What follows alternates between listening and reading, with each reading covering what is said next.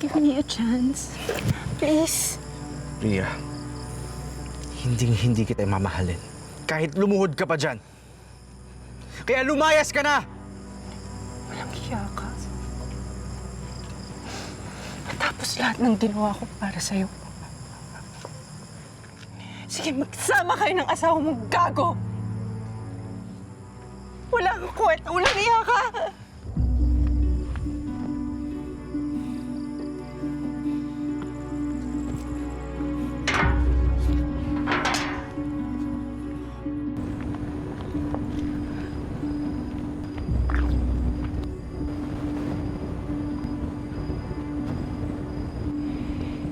Hindi ka dapat magpatalo.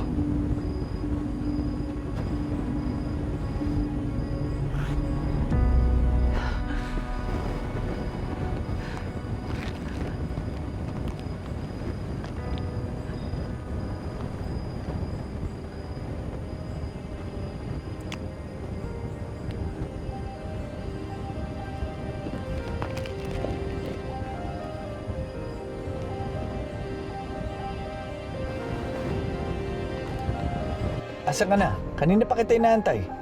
May nasikaso lang ako. Hinanda ko na rin yung passport ko. Ready na ako sumama sa'yo kahit saan. Good. Bilisan mo na dahil kukunin na natin yung pera. Good. Gusto ko yan. Exciting. Sabi ko naman sa'yo, tutuparin ko lahat ng pangarap mo. At hindi ka magsisisi na ako pinili mo.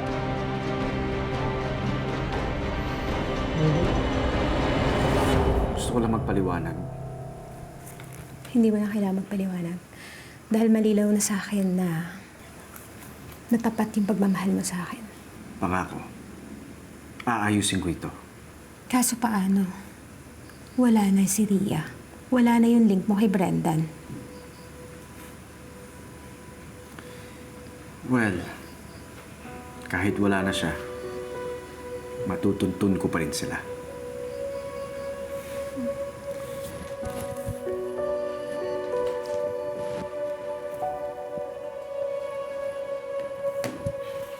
Yan. Nakakonect tong telepono ko sa tracking device. Lily, nagtutulungan lang kami ni Ria, okay? Para pabaksakin si Brenda. Yun lang yun. Kaya kahit saan magpunta si Ria, masusundan ko siya. At sigurado ako, babalikan niya si Brendan. Wala na siya ibang choice. Talagang sasama siya. Lalo na't maraming pera to. Malapit na tayo. Oh, bakit parang ang layo ng iniisip mo? May problema ba?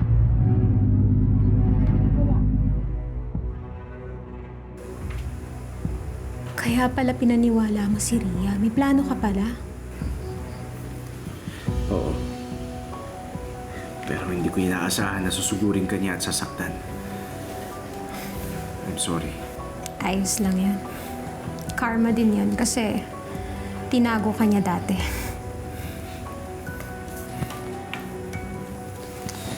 Mahal, konting tiis lang, mahal.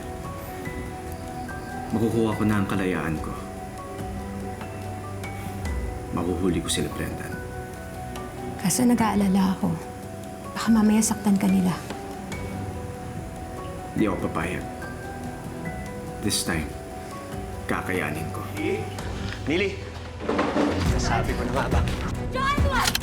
John, what? John, Anton! Anton! John! Anton! John, what? Miguel! John, John! Sabi ko, malapit na tayo. Malapit mo na makita ang napakadaming pera. Ano pa kadami yung perang maitabi mo? Napakadami. Higit pa para maging hari at reyna tayo. Hindi bongga, matutupad na lahat ng mga pangarap ko.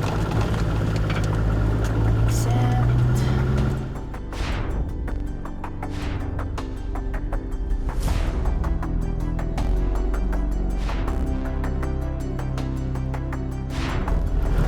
Kaya mo ba ako bilhan ng palasyo? Saan mo ba gusto? London, Madrid, just name it. Ito talagang yapang nito. Kahit saan. Hindi ako makapaniwalang magagawa mo sa akin to, Millie. Nagtiwala ako sa'yo. Kahit na may kutob na ako sa'yo, nagtiwala ako sa'yo. Tapos anong ginawa mo, ha? Niloko mo ako. Alam kong mali yung ginawa ko. Pero ang gusto ko lang kasi, malinis ni Anton yung pangalan niya. Paano niya magagawa yun kung lahat kayo ang gusto niyo mahuli siya at panagutan niya yung kasalanan na hindi niya naman talaga ginawa? Ang sabihin mo, nagpauto ka na naman dyan sa asawa mo. Iniwan ka na't lahat, nagpapaniwala ka pa rin sa kanya. Mahal ako ni Anton. At kahit kailan, hindi nabawasan ang pagtitiwala ko sa kanya. Alam mo bang pwede kitang kasuhan sa ginawa mo? Kasabot ka na ng kriminal, Millie. Akala mo ba hindi ako nahihirapan? Akala mo ba hindi nahihirapan ang kalooban ko sa mga nangyayari? Sa totoo, nahihirapan ako. Gulong-gulo na ako. Litong-lito ako. Pwes babantayan kita hanggang tumawi yung asawa mo.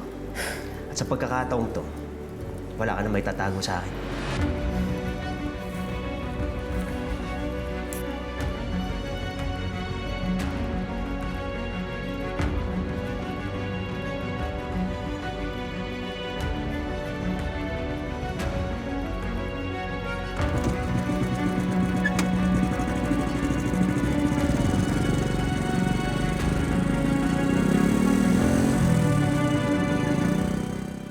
Sige, salamat.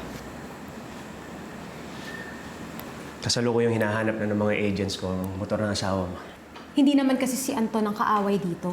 Dapat ang inuhuli niya yan si Brendan. Mas kung nagsabi ka sa amin noong una pa lang, naliwanagan namin niya sa asawa mo. Alam mo kung anong tingin namin sa kanya ngayon? Guilty. At dahil yun sa'yo, kasalanan mo. Wala na akong pakialam kung kasalanan ko hindi yun nangyari. Basta importante sa akin, makabalik sa akin yung asawa ko ng ligtas. Yun lang ang gusto ko.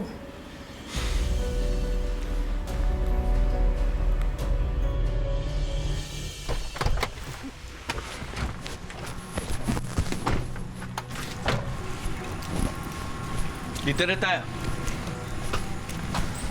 Kaninong bahay ito? Nabili ko. Gamit ibang pangalan. Tara!